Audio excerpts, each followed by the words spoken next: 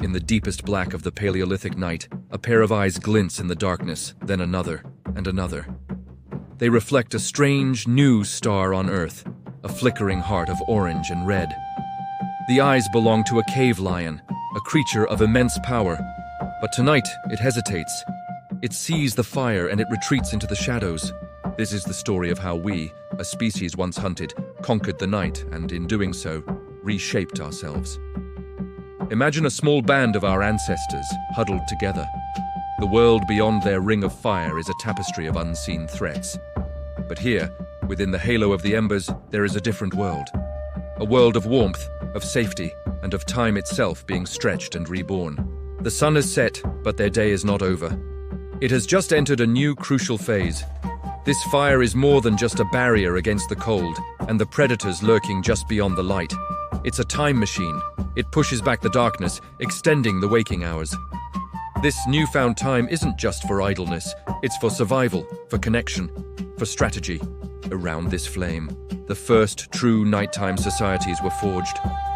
It created the space for stories to be told, for bonds to be strengthened, and for the critical decisions of tomorrow to be debated and decided tonight.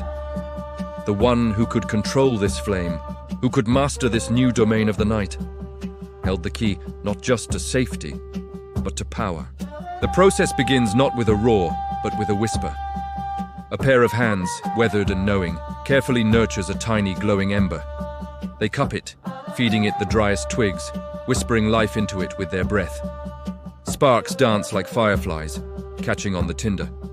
Slowly, a small flame flickers, then grows, fed with larger sticks until it becomes a robust, crackling entity. This isn't just a task, it's a sacred ritual. A technology as vital as any stone tool.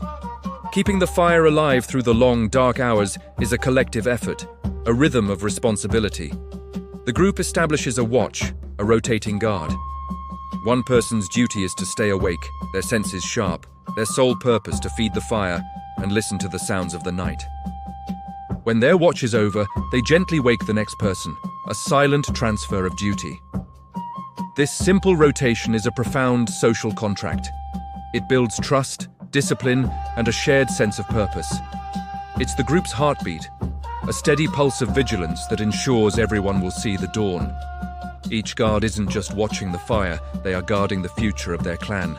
Now look closer at the circle of people around the fire. It's not a perfectly egalitarian ring. Some sit closer to the heart of the flame, bathed in its full warmth and light. Others are on the periphery. This proximity isn't accidental. It's a map of the group's social structure. At the very center, tending the flames, is the firekeeper. This individual isn't necessarily the strongest hunter or the most aggressive. Their power comes from a different source: prestige. Prestige is earned, not taken. It's the respect given to those with crucial skills and knowledge. The firekeeper, the one who can create and sustain this magical shield of light, holds immense prestige. They have mastered a fundamental force of nature. Because of this, their voice carries more weight.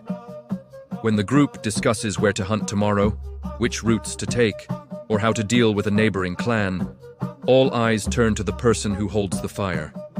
Their central position isn't just physical, it's social. They are the anchor of the discussion, the literal and figurative heart of the council.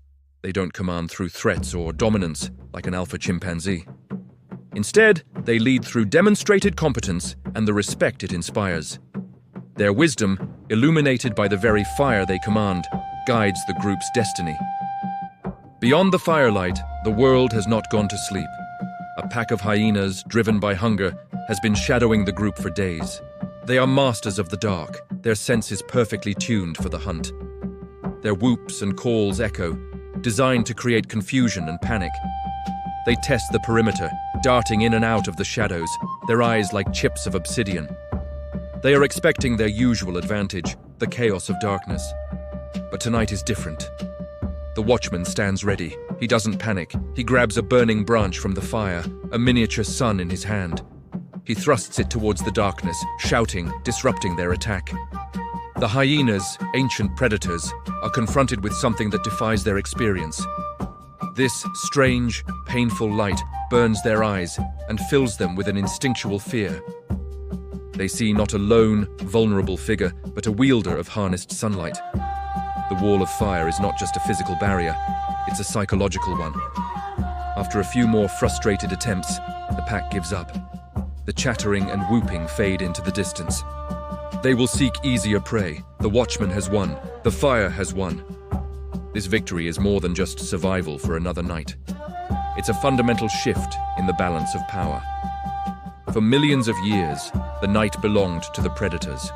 We were the hunted, our poor night vision and lack of natural weapons leaving us vulnerable.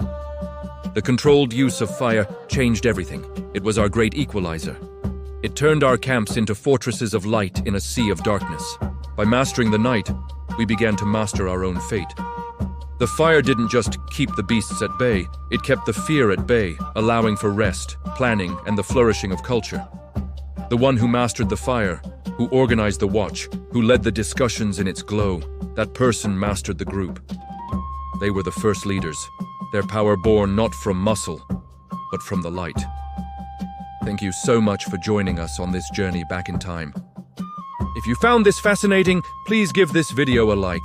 And don't forget to subscribe and hit the notification bell for more stories about how we became human. See you in the next one.